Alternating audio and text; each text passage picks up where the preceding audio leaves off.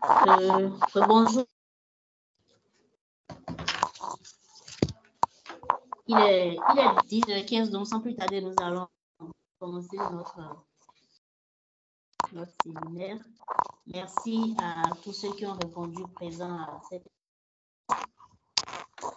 Alors, c'est en prélude de la journée mondiale des serpents qui était pour le 16 juillet passé que nous avons organisé cette séance. Vous me recevez?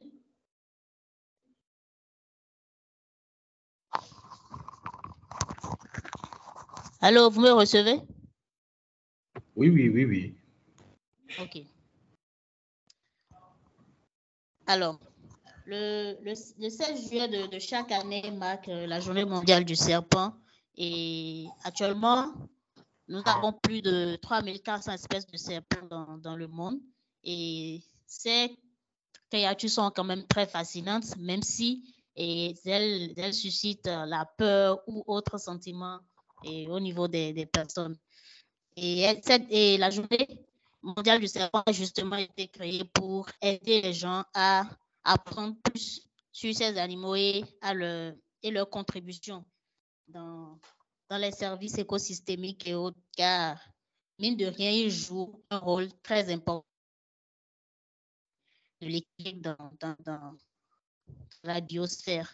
C'est pour ce faire, nous avons deux grandes invités, dont M. Elsine Saagi et M. Akoton Pérégin, qui sont tous des herpestologistes, qui vont nous entretenir sur les services écosystémiques rendus par les serpents. Sans plus tarder, vu le temps que nous avons déjà perdu, je vais donner la parole directement au docteur Elsine Saagi pour sa présentation. Monsieur Elsine, vous êtes là?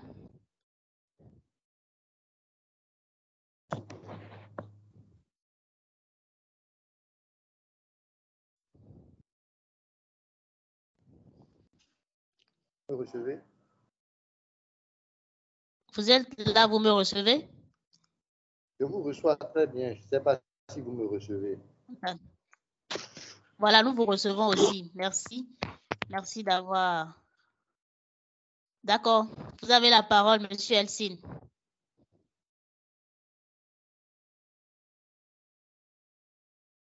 Allô, monsieur Elsine? Oui.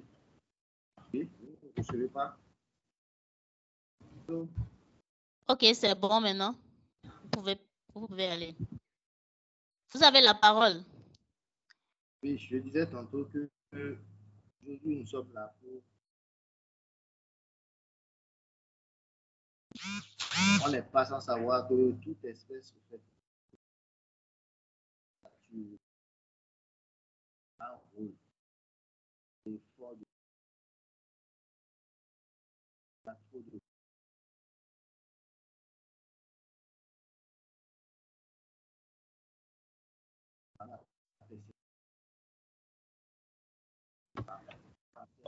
On entend un peu faiblement. Hein. Vous entendez un peu faiblement. Vraiment très faiblement. Je disais tantôt que nous avons et donc les serpents qui sont une partie de ces reptiles sont obligés de contrôler. Et selon les perceptions africaines, thématiquement, pour beaucoup d'Africains, le serpent est un animal à tuer. Alors que pour ses utilités, on le conserve quand même. Et aujourd'hui, on tire suffisamment de revenus du serpent, surtout ceux non venimeux, notamment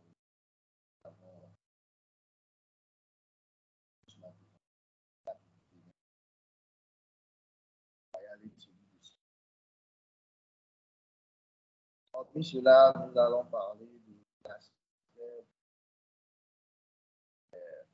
d'objets. Excusez-moi, monsieur Elsine, nous vous recevons vraiment très faiblement.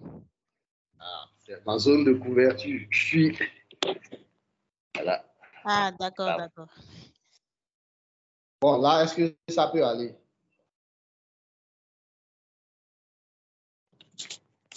Oui, maintenant c'est bon. Nous vous entendons bien maintenant. Vous me suivez Espérons que là? ça va continuer comme ça. Oui, nous vous suivons. Ok, c'est juste que je suis dans une zone de brousse et comme je dois répondre à l'appel, je suis obligé de bien faire. Bon, il y a un peu de bruit autour. Donc, je disais tantôt que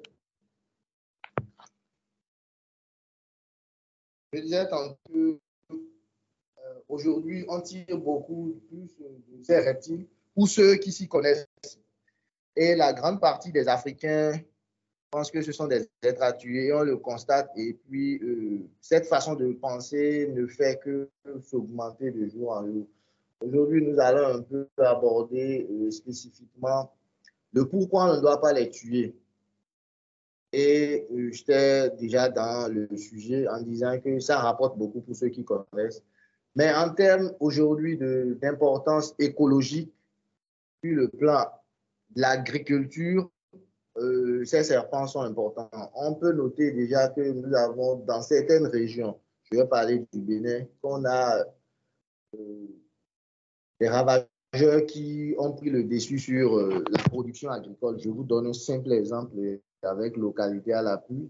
À Ekpa, où on a effectué, par exemple, l'année passée, des reboisements et des plantations, on a constaté que systématiquement les rongeurs coupaient.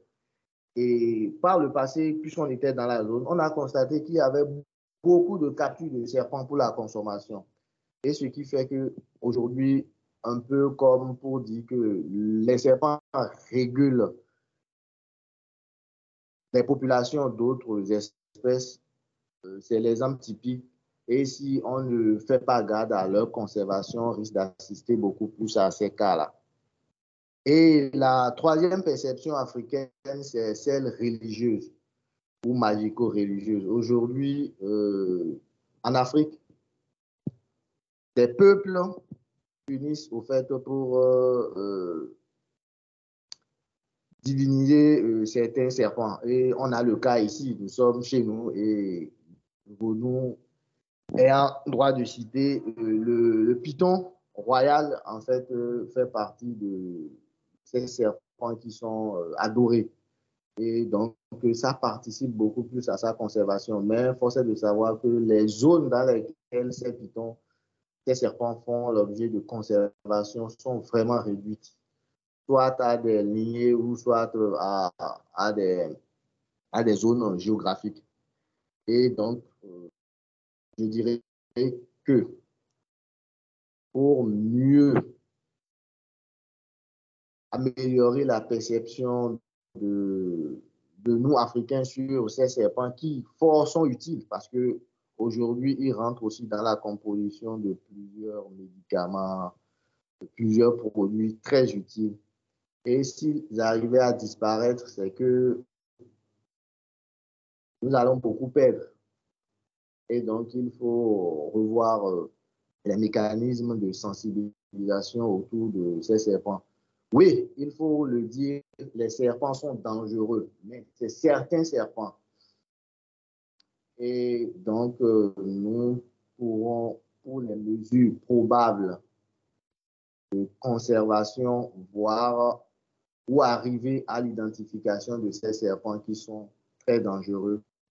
Et dès que c'est fait, ça permettrait de conserver ceux qui sont moins dangereux et ceux qui sont inoffensifs pour l'homme. Je m'arrête là pour cette petite présentation afin de laisser le modérateur continuer. D'accord, merci beaucoup, monsieur Elsine, pour les apports que vous nous avez donnés déjà. Et à partir de cette première partie, nous pouvons déjà avoir une idée sur l'importance des serpents dans les écosystèmes et dans la vie en général. Déjà, qu'ils permettent la régulation du nombre d'individus de certaines espèces, dont les rongeurs, par exemple, et aussi leur perception religieuse au Bénin particulièrement, parce que nous savons tous que précisément dans la commune de Ouida, le python royal est vraiment sacré, il ne faut pas le tuer là-bas. Sans plus tarder, nous allons accorder la parole à Monsieur Akoto Pérugé pour nous faire part de sa présentation de ce matin. Monsieur Pérugé, vous êtes là? Oui, je suis là. Merci d'avoir répondu présent à notre invitation. Je ne vais plus garder la parole assez, je vous laisse continuer avec votre présentation. Merci. Ok, d'accord. D'abord, je tiens sincèrement à remercier votre organisation de m'avoir permis quand même de m'avoir donné l'occasion d'échanger avec les participants sur ces êtres, je vais dire, mal aimés de tous. J'espère que vous me recevez. Oui, très bien, nous vous recevons. Okay. Merci. Alors, vous allez constater qu'aujourd'hui, d'abord, les serpents constituent même presque l'une des créatures les plus détestées par les humains. Je ne sais pas si vous avez fait le constat avec moi. On dirait même que ces êtres, malgré leur réputation, cette mauvaise réputation que les gens ont à l'égard de ces êtres, je vais dire de ces serpents, on a tendance à croire même que c'est inné. C'est inné et ça se transmet même de génération en génération. Alors, la journée mondiale des serpents célébrée le 12 de chaque année est donc une très belle occasion pour comprendre beaucoup de choses sur ces serpents qui sont pratiquement sur le point de disparaître, principalement à cause des mythes, des dégâts, de la déforestation, de la dégradation de leurs habitats, surtout de l'intensification des terres agricoles. Alors, c'est également aussi l'occasion de tenter la réhabilitation de ces êtres à travers les séances de sensibilisation. Je crois que cette séance aussi permettra non seulement aux participants de comprendre beaucoup de choses sur ces espèces et penser même à avoir même un reptile chez eux. Alors, malgré, je vais dire, les conventions, je vais dire notamment la CITES, et à travers la DGFC au Bénin, je vais dire, malgré tout ce que la DGFC fait en matière de protection de ces espèces, les serpents font objet d'un grand commerce mondial. Que ce soit au niveau local aussi, je vais dire sur les marchés locaux, au Nigeria, Togo, Ghana. Ces espèces sont sauvagement vendues, malgré le nombre de quotas que la DGFC donne chaque année. Et tout ça, c'est à cause de leur multiple importance. Et je crois que M. Essine a déjà brossé un peu et les multiples importances de ces espèces. Leur importance va de l'importance écologique jusqu'aux importances économiques. Vous me recevez, j'espère. Allô? On vous reçoit, on vous reçoit. D'accord. Alors, d'abord, si je dois même parler un peu de l'importance économique, parce que M. Etsina a déjà parlé un peu de l'importance écologique et que la régulation, qu'on appelle, de la population des rongeurs dans nos villes de campagne. Et déjà là, je voudrais souligner quelque chose. D'autant plus qu'il y a la déforestation. Les gens détruisent comme ça leurs habitats. Et du coup, leur proie se rapproche déjà des maisons, des concessions. Je vais parler même déjà de l'urbanisation là. Les reptiles vont faire quoi? Ils vont s'approcher aussi de leur proie. C'est ce qui fait que nous voyons les reptiles dans nos concessions. Je vais parler de house snake. Je vais parler des sapins de maison là, des Psamophis elegans, qu'on retrouve généralement dans nos concessions, qui sont à la proie, qui sont à la recherche plutôt de leur proie et qui découvrent même d'autres proies. Je vais dire les œufs qui sont attirés par les cobras, les Nadia melanoluca, les Nadia nigricolis. Voyez-vous. Donc, je parlais un peu de l'importance économique. D'abord, bien que ce ne soit pas la première pensée de tout le monde, il y a des facteurs économiques très importants que ces serpents fournissent. Je prends déjà l'exemple de divertissement dans nos zoos. Partout où il y a des serpents, ça attire les jumelles. Je ne sais pas si vous avez fait ce constat. Je prends l'exemple de Agualand qui est juste au Bénin, à Toba. Je leur ai même dit un jour que quand il y aura plus de serpents là, leur chiffre d'affaires va chuter. Tout simplement parce que quoi, quand les gens finissent leur visite, à la fin, c'est les serpents, ils mettent au cou et ça fascine. Et les gens aiment faire les photos, tout ça. Donc, l'industrie des animaux, il y a un article publié récemment où ils ont démontré que l'industrie des animaux de compagnie vaut plus de 72 milliards de dollars. Et les serpents constituent un élément clé, un élément maillon de cette industrie. Vous imaginez déjà à quel point ces êtres sont importants. Je dis tout ça pour qu'on sache quand même que ces êtres sont très importants pour nous.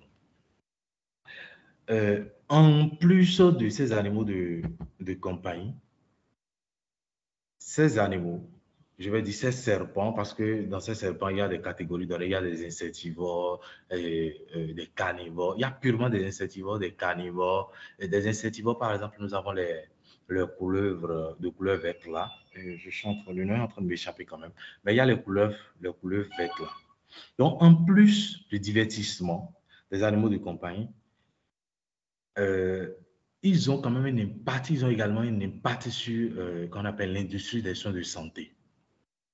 Ça va peut-être vous étonner. Il y a, comment on appelle, la maladie de Lyme. Je ne sais pas si vous avez idée. C'est une maladie d'origine qui provient des tiques. Et les rongeurs sont réellement porteurs des tiques. Même chez les serpents, on rencontre également des tiques qu'on enlève généralement. J'ai travaillé un peu sur les pathologies liées à ces espèces. Il y a les tiques qui les dérangent presque parfois. Donc, c'est des tiques qui ramassent auprès de leur proie aussi. Et je parlais de ces tiques qui sont responsables de la maladie de Lyme. Quand ces serpents consomment qu'on appelle ces tiques, bon, concevez quand même avec moi que le nombre de cas de maladies infectieuses d'origine de ces tiques vont réduire. Vous voyez? Donc, si on doit parler de ces serpents toute une journée, ça ne suffira même pas. Ayez quand même à l'esprit que ces serpents sont capitales dans nos vies. Je prends autre exemple encore. Si nous prenons l'agriculture, il y avait une histoire à propos de ces reptiles dans la commune de Djidja, je crois, au Bénin, où l'agriculture était devenue réellement un problème. Je vais dire, les rongeurs étaient devenus un problème crucial pour l'agriculture. Jusqu'à ce que les autorités compétentes ont décidé de faire des lâchers de reptiles dans les champs. Parce que les gens produisent, les rongeurs viennent dégrader. Alors que ce qui régule dans la chaîne alimentaire, c'est les serpents. Voyez-vous?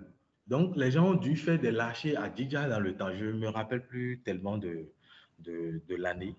Mais je sais que ça a quand même servi un temps soit peu à réguler leur population et à permettre quand même aux agriculteurs d'être un peu plus à l'aise. Il y a aussi qu'on appelle le marché de Vénin. C'est un marché qui marche, c'est un business qui marche actuellement. Même si on parle de la conservation, on ne va quand même pas parler que de la conservation. Nous sommes des jeunes et puis nous pensons aussi qu'on appelle à l'entrée de l'économie. Il y a le marché de Vénin qui marche tellement aujourd'hui grâce à ces reptiles, mais il faudrait simplement que ça soit un peu écologique, que ça soit durable. Il ne s'agit pas de tuer simplement la reptile. Les Blancs développent beaucoup d'approches aujourd'hui pour recueillir les venins. Et les venins sont utilisés aujourd'hui pour traiter plusieurs animaux. Et même pour concevoir aussi les antivenins pour le traitement des morsures de serpents. Et je ne sais pas si vous n'êtes pas sans savoir aussi quand même que ces reptiles sont la base de plusieurs morts, surtout dans la partie septentrionale du Bénin et dans plusieurs pays, je crois, dans plusieurs pays d'Afrique. Vous voyez? Donc, je crois même actuellement que nous y pensons, nous pensons à comment sortir une application qui va aider dans ce sens. Autre que ça, les reptiles, à part ce côté industrielle. La peur que les gens nous ont transmise de génération en génération, je veux parler de cette mauvaise réputation, a un impact tellement négatif au point où, si j'insiste, c'est parce que j'ai eu tellement affaire à ces êtres-là que j'ai plus confiance en ces êtres en réalité. Hein? Quand vous déposez un serpent chez vous, bon, je veux parler d'un serpent aussi calme, pas une espèce venimeuse, le serpent ne vous dérange pas. Hein? Si ce n'est pas la spiritualité ou bien les réalités africaines où on associe à de la sorcellerie, si ce n'est pas ce cas, je vous assure tous que c'est plus fascinant même d'être avec ces êtres que d'être avec même les chiens que les chats. Je vous donne juste quelques raisons qui me poussent à dire ça. D'abord, ils sont silencieux. Ils ne vont pas être à côté de vous, vous allez entendre des bruits, encore que même le chien est même classé parmi les pollutions sonores aujourd'hui, je crois, dans la République du Bénin. Autre chose, c'est des êtres qui font peur. Si tu détiens, je crois, un python réticulé, bon, je crois qu'un python réticulé, c'est déjà trop parti, un python de Séba dans ta chambre de 3 mètres, mais ça effraie déjà les cambrioleurs. Je ne vais pas dire de garder peut-être un cobra à l'intérieur si tu n'es pas amateur. Bon, chez moi, j'en avais 2 cobras chez moi. Je me dis, mais ce n'est pas comme les chiens où je crois même aujourd'hui que les gens ont même des méthodes quand même pour même faire endormir. Comment on appelle les chiens pour venir cambrioler. Mais le serpent, c'est autre méthode carrément tu vas utiliser. Donc, je dis tout ça quand même pour montrer leur importance. Et c'est des espèces aussi, quand vous les détenez, ça vous rend comme une personne méga stylée. Je ne sais pas si vous voyez. Quand tu dis à quelqu'un, c'est des trucs qui permettent quand même de séduire aussi. Même quand on voit le côté un peu mystique de l'espèce, il faudrait quand même qu'on voit un peu le côté stylé des serpents. Quand vous dites que vous avez un serpent chez vous, ça flime, je ne sais pas, on est des jeunes, hein, même si on parle de la conservation, il faudrait qu'on revienne à nos réalités terre à terre ici. Vous avez un serpent chez vous, quelqu'un vient chez vous, c'est fascinant, c'est joli. C'est vrai que la personne aura peur, mais dans le même temps, la personne va se dire, mais quand même, et puis c'est joli. Et ça permet de séduire entre griffes et les filles. Donc, tout ça pour quand même animer un peu de la galerie. À part ça, c'est des espèces faciles à nourrir. Ce n'est pas comme des chiens où il faut prévoir telle quantité de viande, telle quantité de nourriture. Il y a des serpents, je vais vous donner un exemple. Il y a des serpents insectivores. Par exemple, je parlais de la couleuvre de couleur verte. Si vous l'avez chez vous, il faut quand même être un peu expérimenté pour avoir. Vous n'aurez plus d'araignées chez vous. Je vous assure tout, vous n'aurez plus d'araignées. Moi, j'ai plusieurs espèces de reptiles chez moi à la maison. C'est vrai qu'il y a des formalités administratives qu'il faut réunir, mais si ce n'est que des serpents basiques, je vais parler de python royal qui est vénéré dans plusieurs régions. Ce n'est pas à Ouidah seul, même l'espèce est vénérée. Hein. Même dans certaines parties, je prends moi-même personnellement, dans ma famille, c'est une espèce protégée, on ne doit pas manger. Déjà, c'est le fait que l'espèce soit vénérée que l'espèce est protégée en réalité. La cité, c'est vrai, la cité, c'est là, mais on connaît aussi bien comment entre griffes, le pays fonctionne. Hein. Ce n'est pas que je suis en train d'indexer mon pays. Mon pays, je reconnais mon pays, c'est un bon pays. Alors, après ça, je disais tantôt, excusez-moi, je disais que c'est un animal facile à nourrir. Si vous avez de rongeurs chez vous, d'abord c'est silencieux. Quand je dis c'est silencieux, ça ne va pas être en train de passer, vous aurez de bruit. Non, ce n'est pas comme les chats qui ronronnent la nuit ou bien le chien qui aboie. Non. Tellement calme, peut-être si vous dormez même, il va même passer chez vous, sans que vous ne le sachiez. À cause de leur même température, à cause de la température de leur corps qui est même vraiment très, très bien pour l'organisme. Et tout ce qu'il y a comme souris chez vous, ces espèces vont consommer. De façon très silencieuse encore. À part ça, ça vous évite, donc du coup, ça vous évite bien sûr des dépenses excessives. Vous n'allez pas dépenser en termes d'alimentation, tout ça. Et c'est aussi, je crois qu'après cette présentation, si on doit parler de tout ça, on ne va pas terminer, mais je crois qu'avec les questions, on va évoluer en détail.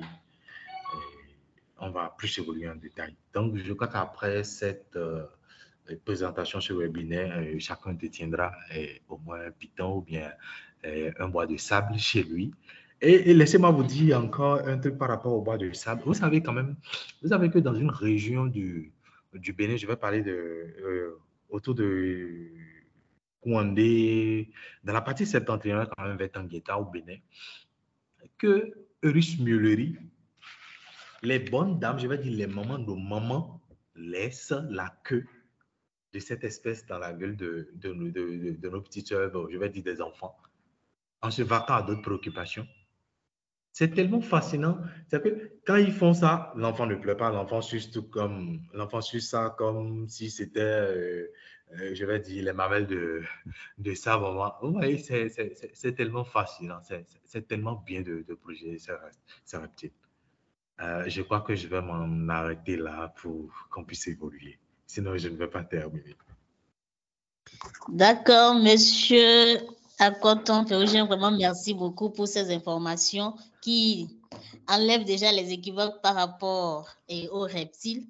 Nous retenons de votre présentation que ce sont des êtres vraiment fascinants qui sont importants dans plusieurs domaines, dont la santé, la culture et l'économie aussi.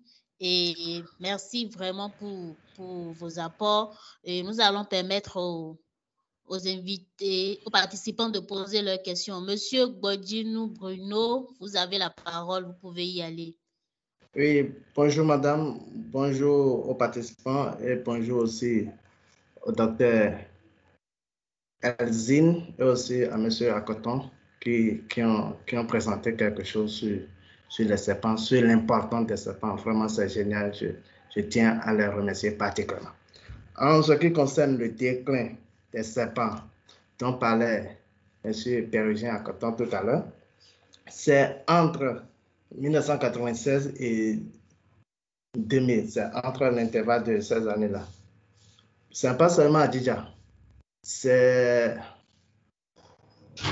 l'ensemble du plateau d'Adja. Par exemple, on parle de la zone du Koufou, la zone du Grand Mono, et aussi les collines, le Zou. Et l'année-là, il y avait réellement un commerce qui se développait concernant les serpents. Et quand ça se développait, on a constaté, moi j'ai constaté, j'étais petit, mais on chassait les rats. Donc, on a fait la liaison entre la disparition ou bien la vente de ces reptiles par rapport aux rongeurs. L'année-là, quand vous allez à la chasse, vraiment, la chasse, elle est bonne. Vous ramenez beaucoup de souris à la maison et on était fiers. Mais dans le même temps, on a constaté que quand vous mettez, par exemple, les cultures, parce que papa produisait d'arachides, on constatait que ces arachides sont dévastés. Donc, papa nous faisait comprendre que vraiment, parce qu'il y a la vente de ces reptiles, voilà les conséquences. Donc, ça a duré un peu dans le temps et les directions des eaux et forêts ont pris des mesures pour régulariser ça. Et je crois que les auteurs étaient sanctionnés dans le temps ou amendés dans le temps. Donc, c'est juste pour apporter une petite clarification et aussi pour les vécus concernant l'importance des reptiles dans nos écosystèmes et autres. Merci, madame. Merci, monsieur Bruno, pour votre apport. Et les questions, s'il vous plaît, les participants, si quelqu'un a des questions, peut lever la main et poser.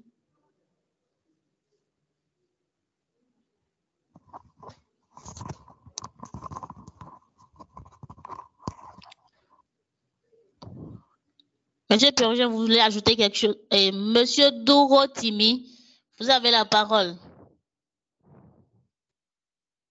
Oui, bonjour tout le monde. Moi, je suis Amildou Dorotimi, je suis ingénieur des eaux et forêts et donc expert forestier et biodiversité. Je réside au Maroc depuis très longtemps. Donc, j'ai fait mes études supérieures ici et je suis d'origine du Bénin, particulièrement dans dans la zone de Messier à Coton également. Et puis tout d'abord, je tiens à vous remercier infiniment de l'initiative, parce qu'une fois j'ai eu l'information de la part de la sœur jumelle de Monsieur à Coton, Madame à Coton Pérugine. Donc, une fois j'ai eu l'information, franchement, et lorsqu'on parle les services écosystémiques rendus par les serpents, vraiment, l'idée, le sujet, c'est très fascinant. J'en ai même partagé avec les collègues et tout. C'est très fascinant. Parce que, comme Monsieur Akoton l'a souligné dans ses interventions très, très riches, que j'ai beaucoup apprécié, j'ai eu pas mal d'informations. L'idée déjà, lorsqu'on entend des serpents, donc c'est le danger, c'est tout, quoi. Donc vraiment, je tiens à vous remercier infiniment pour cette initiative. Et puis, si on a d'autres, nous, on est là. Et puis, si les informations, on peut avoir de temps en temps ces gens d'initiatives, on peut prendre part, même si on n'est pas vraiment sur place au Bénin, mais de manière, comme on appelle, régionale, voire continentale, puisque nous, on est de l'autre bout du continent.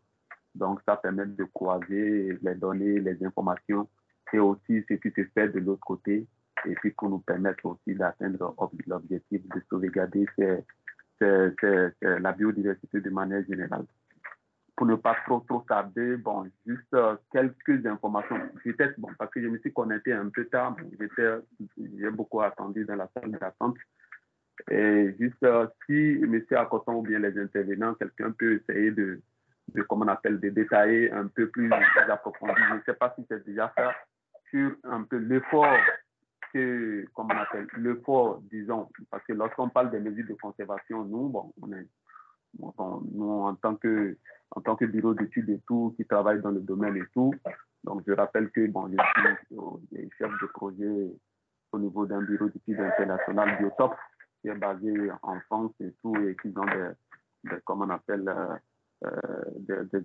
disons, des points focaux un peu partout dans le monde.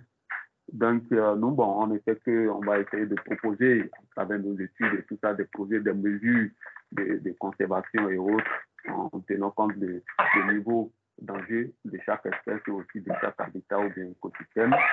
Bon, je ne sais pas au Bénin, je ne sais pas s'il y a des efforts, comme on appelle, du gouvernement, de l'État, qui ont été engagés ces derniers temps pour pouvoir sauvegarder ces espèces, notamment les serpents. C'est-à-dire, si vous pouvez essayer de me donner un peu, de nous partager un peu quelques informations, faire le lien entre les efforts qui sont en train d'être faits au Bénin en parallèle avec, pour contrôler ces commerces. C'est très bien, c'est fascinant, mais bon, la commerce, je sais qu'il y a des lois, mais il y a des engagements pour pouvoir bien vrai que la sensibilisation, oui, c'est vraiment l'âme efficace pour pouvoir sensibiliser tout le monde, pour pouvoir vraiment les adhérer à cette idée des services écosystémiques rendus par ces espèces. Aussi, et il y a la loi, il y a tout l'effort de manière générale pour tous les politiques pour pouvoir permettre vraiment à tout le monde, que ce soit les politiques, les acteurs de la société civile, d'atteindre cet objectif et la sauvegarde de ces espèces qui sont malheureusement en voie de disparition. Merci infiniment, je vous remercie.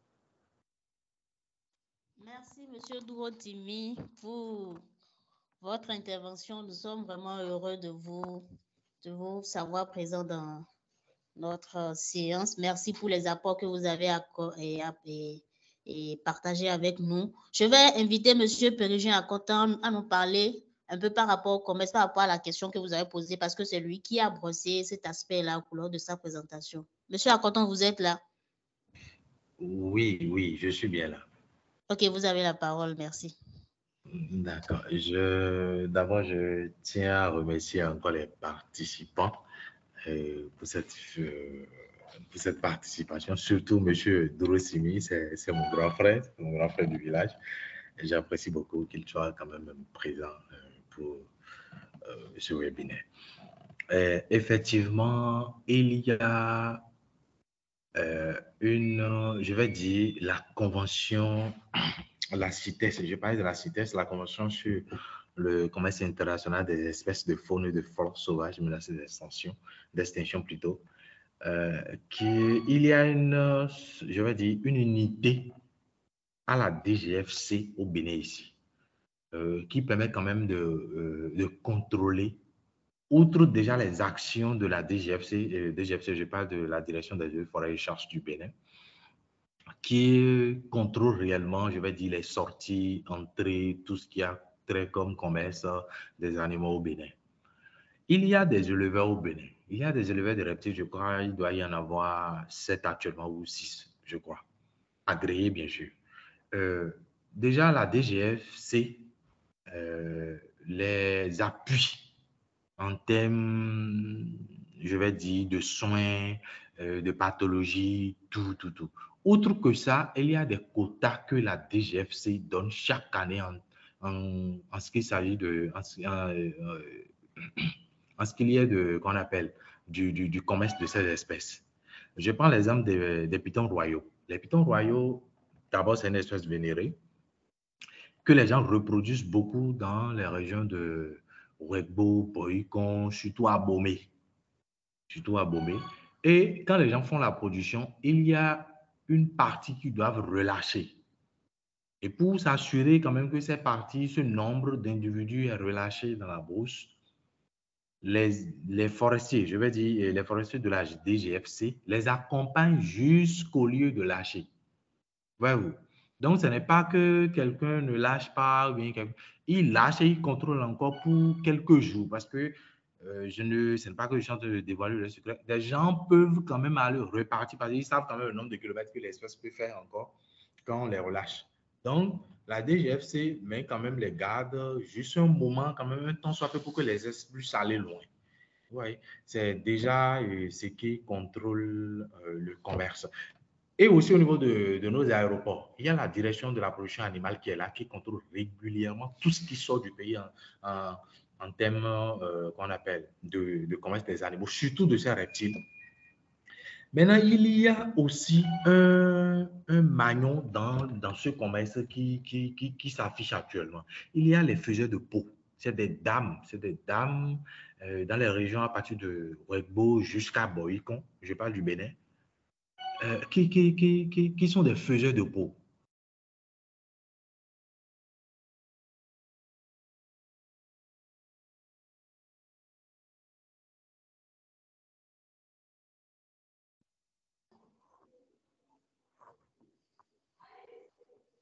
Vous êtes là? On dirait qu'il a un problème de connexion. Oui. Allô? Oui, vous me suivez? Oui, nous vous suivons. Vraiment, toutes mes excuses, hein, c'est une fausse manipulation. Vous me recevez?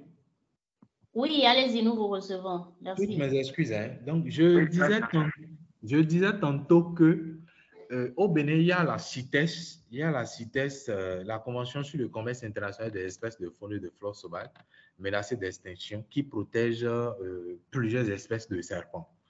Et cette convention, je vais dire, une unité de cette convention est basée à la DGFC au Bénin. Je veux parler qu'on appelle de la direction des eaux et forêts et chasse du Bénin, qui permet quand même qui assure quand même la protection de plusieurs espèces, notamment de pitons, des pitons royaux, qui sont vraiment expédiés à l'extérieur, Togo, dans la sous-région aussi, Togo, Ghana, Canada, France et autres. Parce que là-bas, ces espèces sont utilisées comme des animaux de compagnie. C'est parce que ce n'est pas encore bien développé chez nous. Je crois qu'après, sur le webinaire, les gens vont quand même l'avoir chez eux.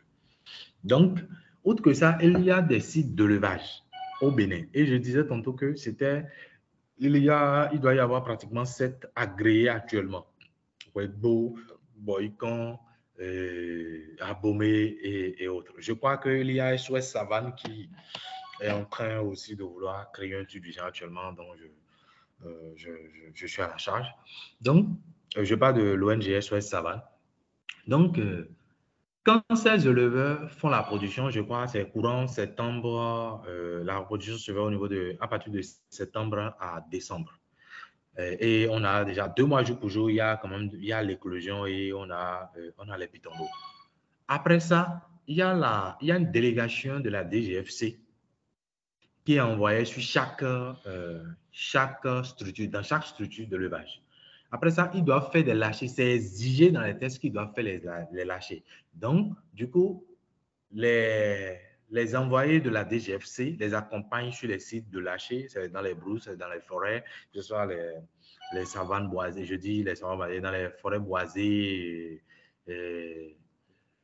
En tout cas, tout ce qu'il y a comme habitat favorable, les aires de prédilection de l'espèce, on les envoie là. Vous voyez? Et les envoyés, je vais parler des forestiers en question, suivent ça pendant, je vais dire, juste 1 semaine, 2 semaines, 3 semaines, pour quand même pour permettre à l'espèce quand même d'évoluer. Parce que, bon, on est des humains, hein, et donc ils peuvent quand même toutefois, je ne dis pas qu'ils le font, ils peuvent toutefois aller les récupérer parce qu'ils connaissent quand même leur vitesse. Et on est au Bénin aussi avec la spiritualité. Les gens sont terribles, hein, les gens sont terribles. Hein. Il y a même certaines personnes qui déposent de pied quelque part tout ce qu'il a comme reptile à côté bien. Ouais. Donc, les autorités restent un peu à côté pour assurer un peu la protection, la garde pour ces espèces. Généralement, les gens ne se hasardent pas sur les espèces venimeuses parce qu'il y a le risque de morsure, surtout ce qu'on constate surtout dans la zone de Tangueta et autres. Il y a aussi la direction de la production animale. Même si tu dribbles les forestiers avant de faire sortir ça pour les Blancs, parce que les Blancs viennent payer ça, surtout les Chinois, je parle des Japonais, il y a des clients japonais, Chinois, les Chinois, on les connaît tous. Hein. Ils mangent presque tout.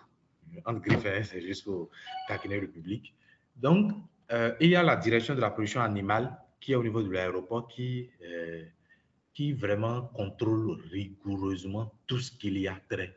Quand tu dépasses le quota, on t'arrête. On t'enferme. Ce n'est pas discutable. Les espèces venimeuses, je crois au niveau de la direction de la production animale au niveau de l'aéroport, les gens payent 1100 francs ou bien 1000 francs par espèce. Et pour les espèces non venimeuses, c'est 100 francs par espèce. Donc, si tu fais un truc de 32 millions, toi, tu dois... il y a des éleveurs qui font même qui font des commandes, qui livrent des trucs de plus de 32 millions. Hein. Les gens, c'est un secteur qui donne excessivement. Peut-être qu'on n'est pas encore... Vous allez constater aux États-Unis, en Europe, les gens ont tellement développé ce truc. Les gens sont en train de négliger un peu les chiens. Parce que, façon les serpents, quand vous avez un serpent à côté de vous, quand je reviens toujours sur ce truc, c'est toujours pour conscientiser les gens dans ce sens. C'est pas parce que je vis avec ces reptiles, c'est vrai, je vis seul, mais c'est pas parce que je vis avec ces espèces que je conscientise la population autour par rapport à ça. J'avais un cobra récemment chez moi, même si je voyais une semaine, si tu es au cambrioleur, tu rentres, tu as de problème. Donc, à part ça, il y a ce qui protège plus les espèces au Bénin, c'est le fait qu'ils soient vénérés. C'est nos traditions. Et je crois que la tradition, ce n'est pas uniquement les espèces animales que ça protège, il y a la forêt au complet que ça protège. Plusieurs forêts qui détiennent, qu'on appelle de ces espèces animales, je ne vais pas parler uniquement des serpents, je suis sur les serpents, que ça protège beaucoup, beaucoup, beaucoup les espèces. Donc, c'est pourquoi il faut plus de sensibilisation. À Ouida, maintenant, est-ce que tu vas te permettre de manger de python? C'est vrai. Si tu fais ça, quand quelqu'un va te voir, c'est quand même désobéir à leur totem, tout ça. Ailleurs, les gens mangent sauvagement dans les régions qu'on appelle Ifanyi, Nigeria, surtout ces marchés locaux, Ketu et autres. Les gens mangent vipère, que ce soit la vipère tente, qu'on appelle les nadia, les 2 cobras. Bon, il y a peut-être le python réticulé que les gens ne trouvent pas régulièrement. C'est une espèce très longue, je vais dire c'est pas gros comme l'anaconda, mais les gens ont tendance à confondre ça. Mais c'est très long, c'est ça, les gens n'arrivent pas à vite trouver. Donc, il y a cette question de divinité qui protège plus nos espèces. Donc, ce n'est pas que la DGFC, la Convention, l'UICN aussi fait ce qui est de son mieux. Je crois que c'est les autorités compétentes, à part le gouvernement, qui est en train de vraiment investir dans ce sens actuellement. Je crois que M. Drosimi est un peu satisfait. Hein. Monsieur Drosimi, est-ce que vous êtes satisfait?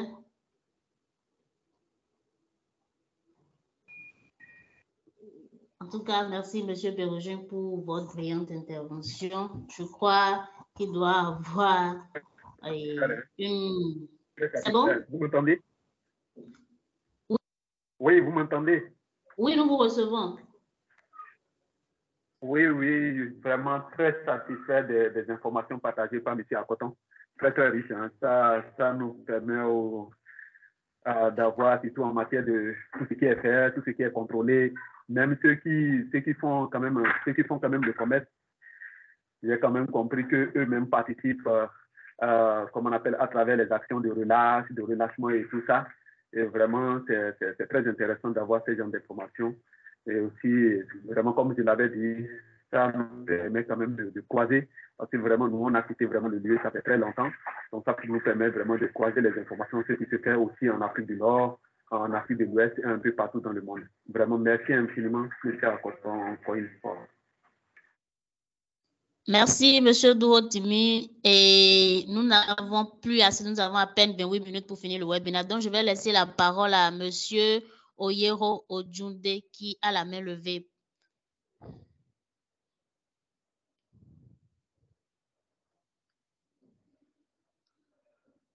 Monsieur Oyero n'est pas là. Bon, nous allons passer alors à M. Peniel Dagba qui a aussi la main levée pour sa question.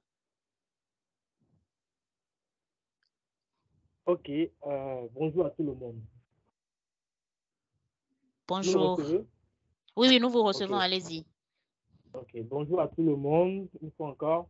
D'abord, je remercie l'organisation Réagro pour l'organisation de ce webinaire sur les serpents et aussi les différents intervenants, surtout les conférenciers qui ont été assez précis dans leur exposé. Ok. Moi, j'ai écouté beaucoup, surtout la présentation de M. Pérugin, et j'avoue, j'ai eu une petite expérience avec les serpents, où j'ai eu à rencontrer les éleveurs dont il parlait tout à l'heure, tous réunis à un même moment, et on a eu à beaucoup discuter. C'était lors d'un atelier, et on a eu à beaucoup discuter de tous les problèmes et de tous les avantages qu'il y a au serpent et surtout au commerce dont il parlait. Bon, je ne vais pas trop revenir à l'aspect conservation parce qu'on sait que les serpents, on sait déjà que les serpents, c'est important pour les services, pour la biodiversité, pour l'équilibre en la biosphère. Je vais plutôt beaucoup plus m'accentuer sur les problèmes que rencontrent les éleveurs de serpents. Parce que niveau commerce, M. Pérugin l'a dit, il y a vraiment par rapport à la CITES, il y a vraiment un système très, très, très calé sur le commerce de ces espèces-là, surtout protégées comme le python et les autres reptiles. Donc, c'est que parfois, il y a des contraintes par rapport à ce commerce-là et qui obligent parfois même ces éleveurs dont on parle là à ne pas parfois suivre les règles dont on parle. Comme exemple, c'est il y a les reptiles, on ne parle pas que des serpents, je parle de plusieurs autres, des varans, des geckos, tout ce qui est reptile en général. Souvent, ces éleveurs-là contournent parfois la loi. Ça, on ne va pas se mentir, parfois contournent la loi. Et par exemple, ramènent ces espèces-là élevées au Bénin, reproduites au Bénin, par exemple, dans le Togo. Et vous savez, sur le plan international mondial, on reconnaît plus le Togo, par exemple, par rapport au Bénin. Or, il y a beaucoup d'éleveurs, il y a beaucoup de reproduction d'éleveurs de ces serpents, de ces reptiles au Bénin. Et ce qui fait que parfois, à cause des taxes que parfois qui sont imposées sur certains reptiles, il y a à ceux ils font de la contrebande parfois, et ça se retrouve au Togo. Et ils exportent ça du Togo maintenant, ce qui fait que ça rentre dans le quota du Togo. Et ils se sont beaucoup plaints de ce problème-là. Et c'est pourquoi ne pas régulariser les taux les taxes au niveau régional pour qu'on sache vraiment qui fait quoi. Parce que le Bénin a ses prix haut pour chaque espèce exportée et parfois ça pénalise le Bénin. On ne reconnaît pas la valeur du Bénin, la capacité du Bénin dans la reproduction et la commercialisation de ces espèces-là. Ok. Finalement, je vais finir avec une question pour M. Pérugin, parce que je crois qu'il a une expérience en élevage de pitons. Moi-même, j'ai un piton, hein. J'ai un piton et j'ai aussi un house snake, un Black African house snake. J'avais un temps aussi un ex-hit, mais bon, il est mort. Mais ma question, c'est beaucoup plus pour les pitons. Depuis que je l'ai pris, il ne mange plus. Je ne sais pas pourquoi. Il mange très rarement, je vais dire. Il a mangé qu'une seule fois en environ 4 mois, je vais dire. Et quand je lui donne parfois il mord, mais au début, j'avais constaté que les souris sont les rats, les souris blanches. Hein. Les rats, ils étaient beaucoup plus gros que lui. Et après, j'ai diminué la taille, j'ai essayé de faire, j'ai changé de cadre. Et jusqu'à maintenant, je ne sais pas, il n'a pas trouvé la technique. J'aimerais savoir si c'est une solution, un conseil à me donner par rapport à ça. Comment est-ce que c'est un truc d'environ 80 cm. Donc, merci beaucoup. Monsieur Pérugin, vous avez entendu sa question? Oui, j'ai bien suivi. C'est Monsieur Paniel, je crois. Merci pour ton intervention. La question était de savoir pourquoi ton python ne mange pas. Il y a 2 paramètres. Si l'espèce, d'abord, je ne sais pas si l'espèce est payée sur un site d'élevage ou bien c'est payé chez un collectionneur. Même si c'est payé sur un site d'élevage et que le collectionneur vient, je vais dire le collecteur, vient de livrer ou bien a livré il n'y a pas longtemps et qu'il n'y a pas encore une phase d'acclimatation, l'espèce peut refuser de manger. D'abord, tu lui donnes quel poids. Si c'est nos rats de maison, je crois que ça peut aller.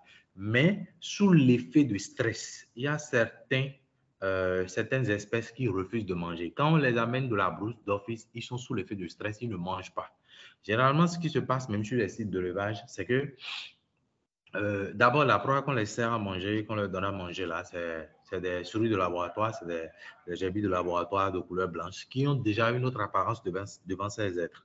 Donc, du coup, ils ont peur. D'abord, mais c'est des souris très agressives, c'est pas ce qu'on dit là.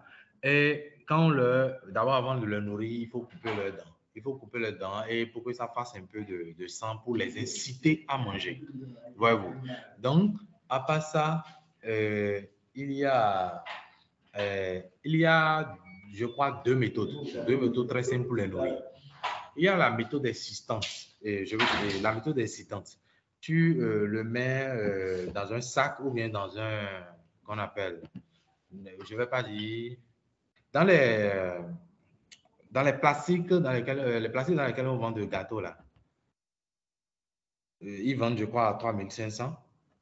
Tu les mets dedans, tu mets la souris dedans. D'abord, tu mets la souris dedans d'abord pour que l'odeur puisse quand même être dans la plastique. Ou bien dans un sac de Dangote ou bien n'importe quel sac, tu enfermes la souris pour créer quand même un environnement d'odeur. Après ça, tu mets le python là-dedans. Quand tu mets le python là-dedans, ça va l'inciter à avoir envie de prendre ça.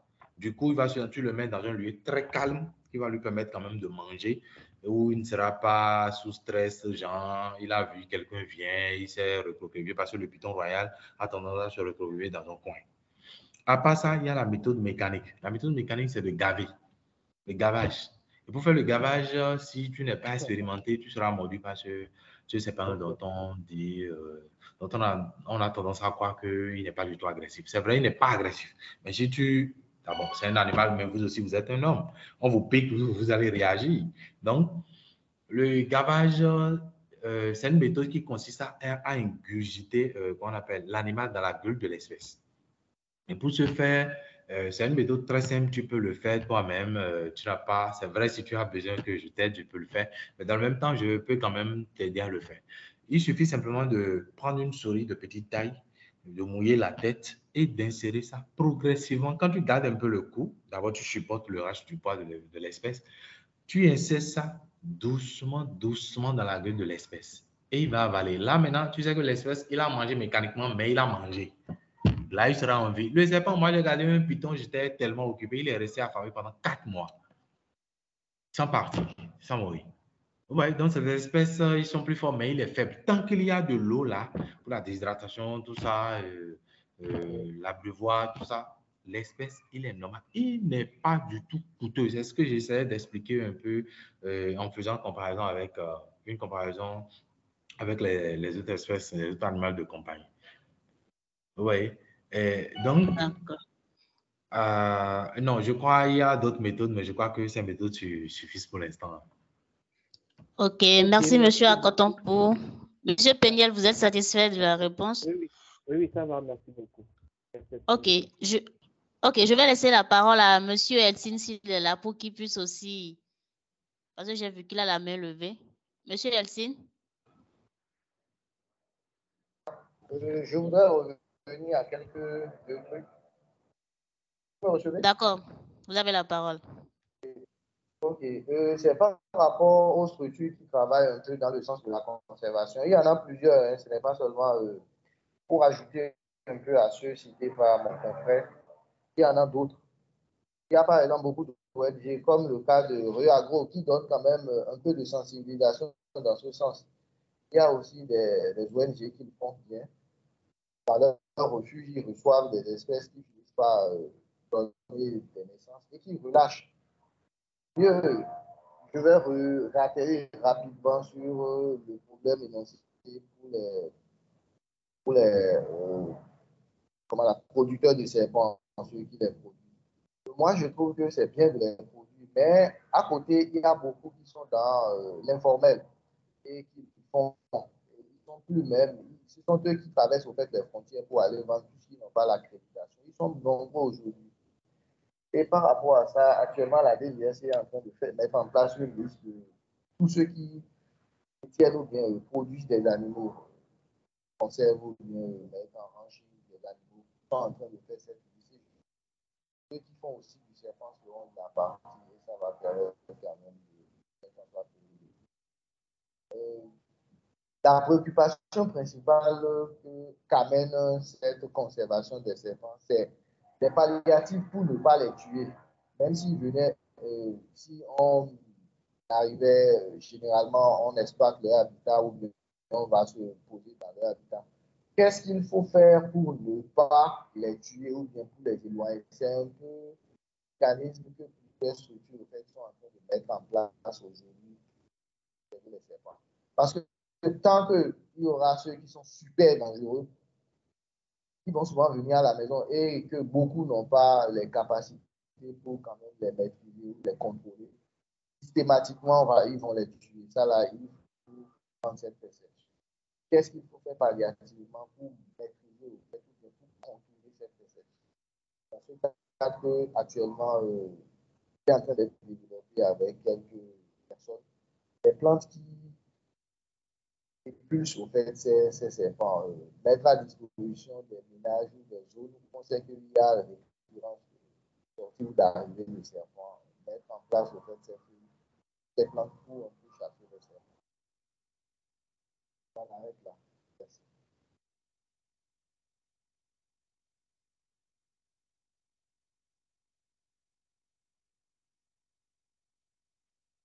Ce n'est toujours pas bon. Écoute. Ah, excusez-moi. Je dis merci pour l'apport, monsieur Elsin. J'espère que monsieur Peniel est satisfait par cette réponse et aussi monsieur Durotimi qui voulait des réponses par rapport aux organisations qui s'occupent. Et merci d'avoir rappelé la part de Riagro dans la conservation et la sensibilisation par rapport aux reptiles. Monsieur Oyero a la main levée depuis, mais il n'a pas encore la parole. Est-ce qu'il est là? Monsieur Oyero, vous m'entendez? Vous me recevez?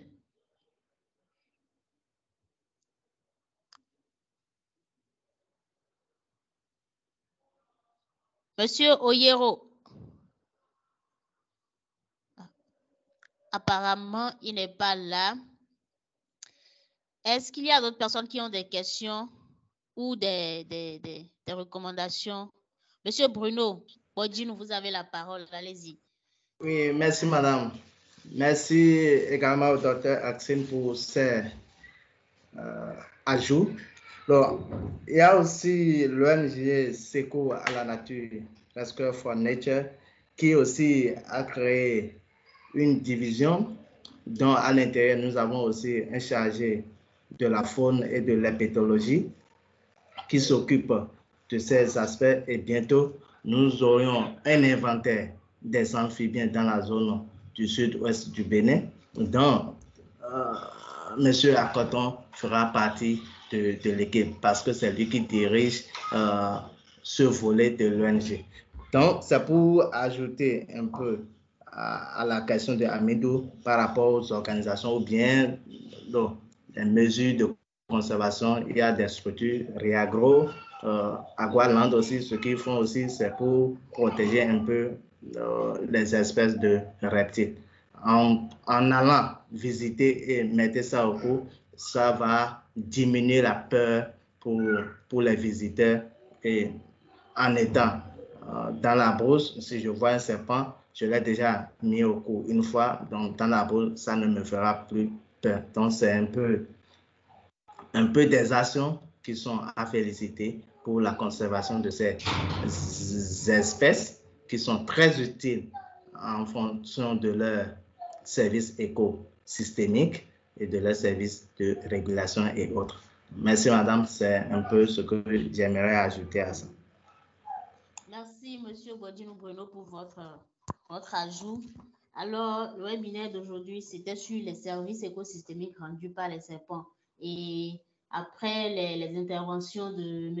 Elsin Sagi et de Akoton Pérugien, qui sont nos invités spéciaux pour ce qui a lien aux serpents, nous avons tous retenu les grands services que peuvent fournir ces serpents-là en matière de biodiversité. Il s'agit de la réduction de la régulation plutôt de certaines espèces dont les rongeurs ont donné le cas de Ekpa dans la commune de Sabalou au Bénin et aussi le cas de la zone de Djidja, juste dans la zone du plateau où au cours d'une année, il y avait une grande population de rongeurs parce que les serpents de cette zone avaient été beaucoup tués, soit pour la consommation et autres besoins. Et les serpents aussi sont utilisés dans la pharmacopée ainsi que dans l'industrie pharmaceutique. C'est vrai, c'est aussi une source de protéines animales et ils sont parfois des bioindicateurs aussi. Donc, de tout cela, nous voyons que ce ne sont pas des espèces à négliger et en réalité, nous n'avons pas de raison à vraiment avoir peur d'eux puisqu'il y en a déjà qui les élèvent et qui prennent soin de ces serpents-là comme animaux de compagnie chez eux. J'espère que ce webinaire permettra d'enlever la peur que chacun a du serpent. C'est vrai qu'il y en a qui sont venimeux, mais il y en a aussi qui ne sont pas venimeux qu'on peut avoir chez soi. Et nous sommes vraiment heureux d'avoir tant de spécialistes au cours de ce séminaire. Je ne sais pas s'il y a des gens qui ont encore des questions ou quelques apports. Ok, monsieur Elsie, vous avez la parole. Allez-y. Ok. Oui. Moi, mon apport, c'est... Je parle ou bien... Allô? Oui, allez-y. Parlez. Ok. Moi, mon apport, peut-être, c'est peut-être de déplacer. Hein. Tout le temps, on a toujours vu que c'est le python. C'est peut-être de montrer d'autres espèces. Peut-être, il y a plusieurs ONG ici, M. Pérugin, M. Bruno, M. Elstine, Ara, pour peut-être diversifier. Parce qu'effectivement, c'est le fait cette conscientisation environnementale de la population sur le fait qu'ils prennent conscience qu'il y a beaucoup d'autres espèces qui sont pas venimeuses. Et souvent, quand on voit un autre serpent, à part le python, directement, l'intention, c'est de le tuer. Voilà, donc c'est peut-être le travail dans ce sens-là à conscientiser, à montrer aux gens qu'il n'y a pas que qui n'est pas agressif de base, mais qui a plusieurs autres experts qui peuvent être gardés chez soi de manière totalement safe. Voilà. Merci. D'accord, merci Monsieur Elsine pour l'apport. Maintenant, nous savons qu'il y a plusieurs espèces de pitons que nous pouvons élever à la maison pour ceux qui le veulent ou ceux qui veulent effrayer les voleurs. Mais merci vraiment pour votre participation. Merci, chers participants, chers invités, parce que nous avons beaucoup appris aujourd'hui en ce qui concerne les reptiles, spécialement les serpents. Il y a M. Akoton qui a les mains levées. Je vais lui donner. Vous avez juste quelques secondes, pas 10 minutes pour parler. Allez-y, s'il vous plaît. D'accord, merci beaucoup pour les interventions. Je crois qu'on est déjà au thème. Ce que je m'en vais dire à nous tous, gardez à l'esprit que un serpent ne veut pas du mal de vous. Si vous voyez le serpent fuit déjà. C'est quand vous essayez de contourner et puis vous le rencontrez qui va vouloir se défendre. Gardez simplement ça. Aucun serpent n'a envie de vous mordre. Et outre les pitons, vous pouvez avoir le bois de sable, quelques colibridés qui peuvent rester chez vous.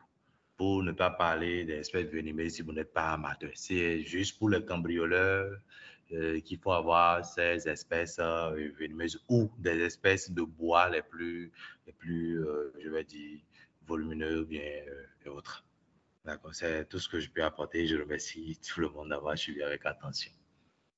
Merci. Merci, Monsieur Akoton. Merci.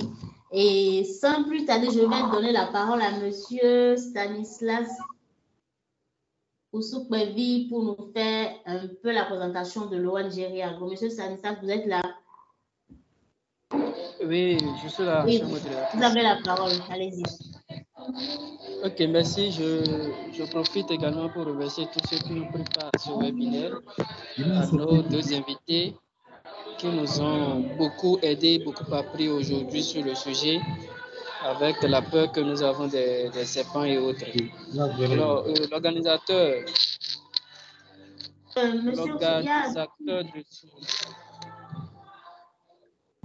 Il y a du bruit autour, donc vous ne recevez pas bien. Vraiment trop de bruit. Ah bon? Oui, il y a de la musique.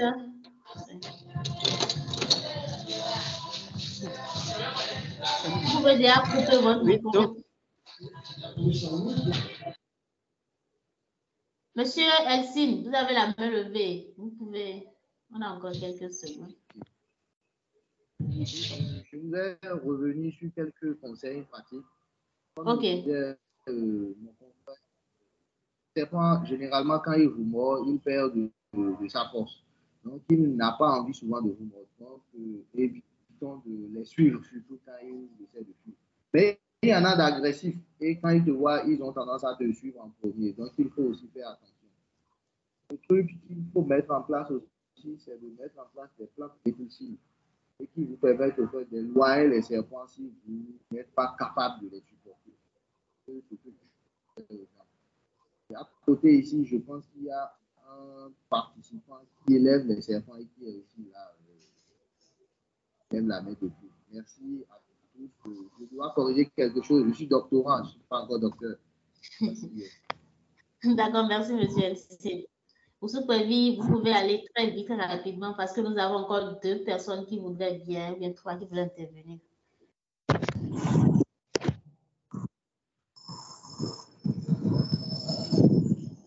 Oui, je suis là. Je pense que c'est bon, mes besoins.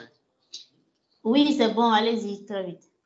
Ok, donc je disais, l'organisme qui a pu mettre en place ce webinaire, c'est l'ONG Refuge de l'Agronome, une ONG qui intervient dans la conservation de la biodiversité, la préservation de l'environnement, la lutte contre le changement climatique, le genre et le volontariat.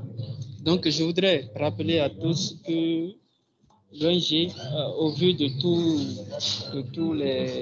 toutes les interventions que nous avons reçues aujourd'hui, qui sont d'ailleurs très riches, nous sommes très heureux de savoir qu'il y a d'assez d'experts qui ont pris part à ce webinaire.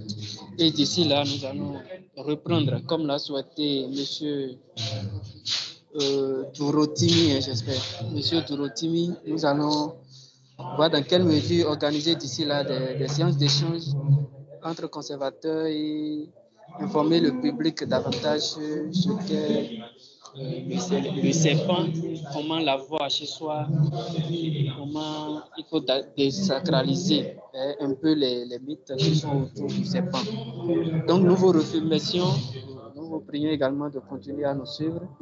D'ici là, nous allons vous balancer quelques informations concernant la suite de ce webinaire, parce que c'est une série que nous prévoyons programmer. Donc après cette première séance, d'ici là, nous aurons d'autres séances pour accompagner ce webinaire et plus informer, sensibiliser la population sur ce qu'est le serpent et sa conservation. Cher Angèle, okay. Merci. Je suis là. Merci. Merci. Il y a Madame. Bonjour, madame. Oui, monsieur. Oui, bonjour, voilà, oui, allez-y. On n'a plus vraiment assez de temps. Allez-y. Et veuillez beaucoup m'excuser, c'était un problème de connexion. Et je remercie infiniment les invités, tous les participants. J'ai suivi avec attention toutes les présentations. Et je vous remercie. Moi, je suis agronome de formation et paysagiste. Et donc, la question du serpent et surtout des moustiques crée souvent des problèmes au niveau de la population. Nous qui installons les espaces verts dans les maisons, on rencontre pas mal de ces situations.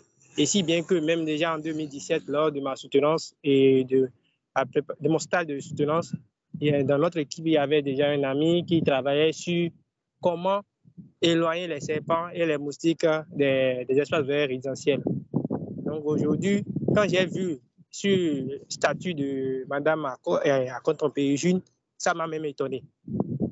S'il y a vraiment des organisations qui luttent pour la protection des reptiles dans les maisons, vraiment c'est formidable. C'est tout ça, même d'ailleurs, je tenais vraiment à suivre ce webinaire pour avoir plus d'informations et pour avoir aussi les éléments de réponse et des arguments convaincants que je peux désormais et en face des clients qui ne veulent pas du tout avoir de serpent, parce que la première des choses qu'ils te posent comme question, je veux des plantes qui éloignent des serpents. Je veux des plantes qui éloignent des serpents. Voilà que le serpent en réalité, comme M. Akoton a développé dans ses présentations, c'est vraiment utile. Le serpent est utile. Moi, je suis conscient de ça. Et même déjà lors de mes stages, avec notre directeur, nous avons déjà parlé pas mal des bienfaits des serpents dans notre environnement. Et je remercie vraiment les organisateurs de ce webinaire et je vous souhaite du courage et que la prochaine fois, on puisse aussi aller plus en avant dans la sensibilisation.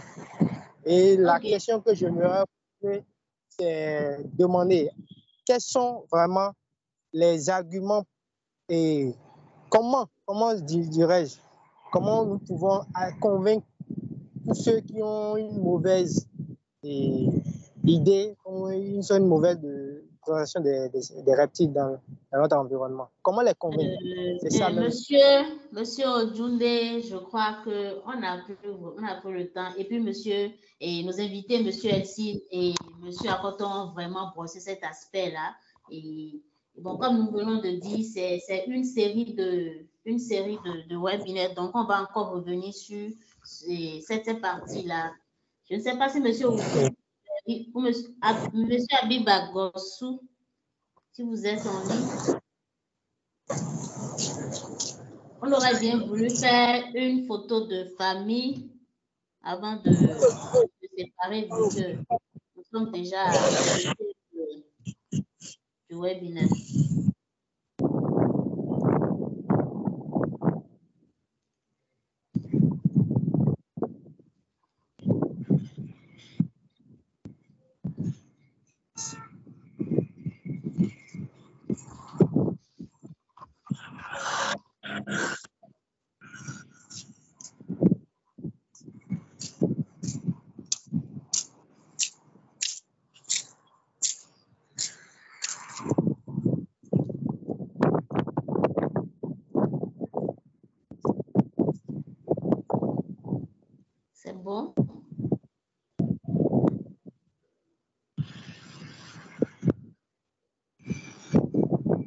Il y a M. Stanislas qui n'est pas là. Hein.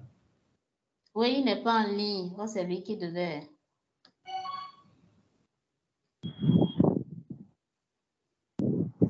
Oui, ne vous en faites pas. J'ai pris assez déjà. Hein.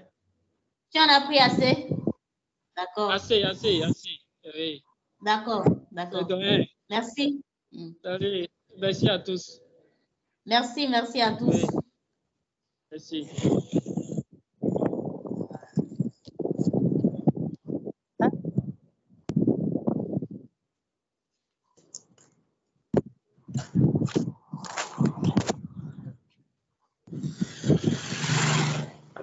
Merci. Merci à tous. Merci à tous. Ok.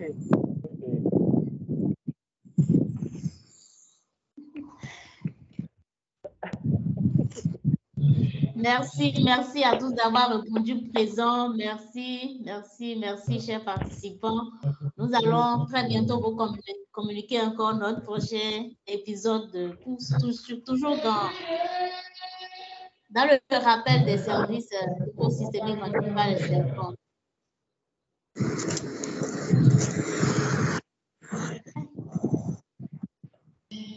Ok, je vais. Oui, monsieur Oyero. Oui. Nous aurons le temps de vous revenir sur, je ne sais pas, oui, les autres sont déjà partis.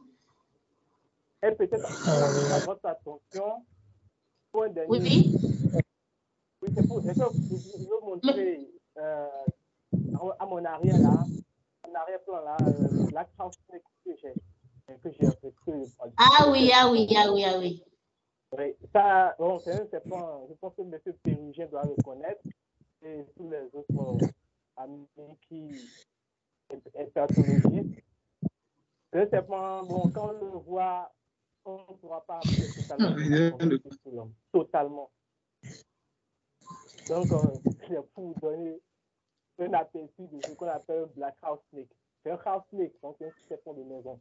Et pour le contempler, il est assez beau. Il y en a toutes les couleurs qui sont selon les phénotypes qu'on peut ressortir, les allèles et tout. D'accord. Merci beaucoup, M. Oyero, pour cette belle image de house snake. Ok, M. Peniel Dagba. Ok, autant pour moi. Oui. Merci. Oui. Okay, merci beaucoup. Ok, merci beaucoup. Et s'il vous plaît, madame. Oui. S'il vous plaît. Oui. Bon, peut-être ça serait pour la prochaine fois. Et sinon, je suis très content du webinaire. Et aussi, il y a une question que je vais poser peut-être à M. Akoton s'il est encore là.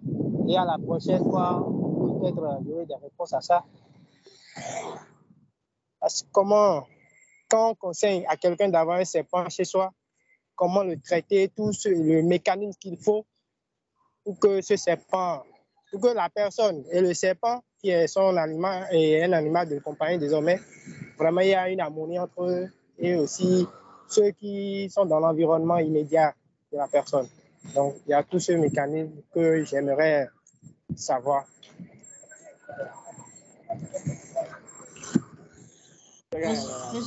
Est-ce qu'il est encore là? Je propose qu'on en revienne. On va revenir sur le prochain webinaire. Ah, il est là. Ah, ici, il est là, il peut répondre. Okay. Il est là. Oui. Bon, comme le temps est déjà passé, sinon ça ne me gêne pas, pour autre webinaire ou bien en inbox, je peux toutefois lui dire comment on fait. Sinon, c'est très simple. D'accord, merci.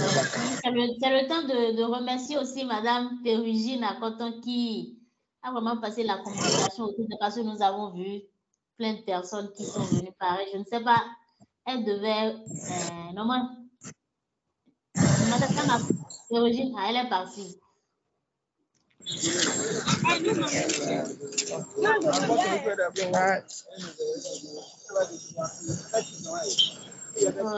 Ok, c'est bon.